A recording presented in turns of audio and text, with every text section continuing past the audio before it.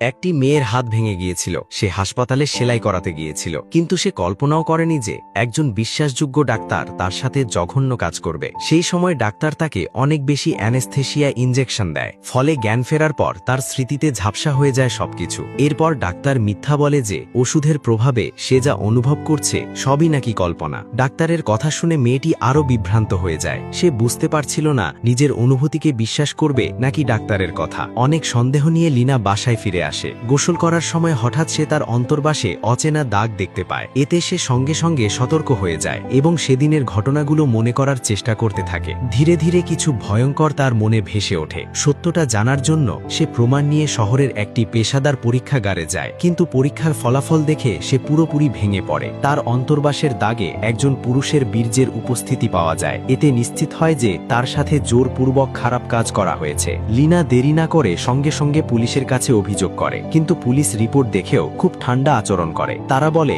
হ্যাঁ, তার সাথে যৌন নির্যাতন হয়েছে ঠিকই, কিন্তু এতে সবকিছু প্রমাণ হয় না, কারণ রিপোর্টে জোর জবরদস্তির স্পষ্ট কোনো চিহ্ন পাওয়া যায়নি। লীনা দ্রুত বুঝিয়ে বলার চেষ্টা করে যে তাকে তখন ওষুধ খাইয়ে বা ইনজেকশন দিয়ে অচেতন করা হয়েছিল, আর অপরাধী একজন ডাক্তার। কিন্তু পুলিশের চোখে মুখে স্পষ্ট ছিল যে তারা তার কথা সহজে বিশ্বাস করছে না, কারণ অভিযুক্ত ব্যক্তি শহরের একজন নামকরা ডাক্তার, আর লীনা শুধু একজন সাধারণ সিঙ্গেল মা। তাই মানুষ স্বাভাবিকভাবেই ডাক্তারের পক্ষ নিচ্ছিল। পুলিশের অবহেলামূলক আচরণে লীনার ন্যায় বিচারের পথ শুরু থেকেই কঠিন হয়ে যায়। তবুও মামলাটি দ্রুত শেষ করার জন্য পুলিশ একজন অফিসারকে শহরে পাঠায় ঘটনাটি খতিয়ে দেখার জন্য। সেই পুলিশ অফিসারের সাথে ডাক্তারের ভালো পরিচয় ছিল। সেই গিয়ে পুরো ঘটনাটাই ডাক্তারকে জানায়। ডাক্তার খুব অবাক হওয়ার ভান করে। পুলিশ জানায় কেউ একজন লীনাকে ওষুধ দিয়ে অচেতন করে তার সাথে খারাপ কাজ করেছে। পরে বাসায় ফিরে সে তার অন্তর্বাসে একজন পুরুষের বীর্যের দাগ খুঁজে পায়। ডাক্তার এটাও স্বীকার করে যে আগের রাতে লীনা সত্যিই তার কাছে এসেছিল, কিন্তু সে জোর দিয়ে বলে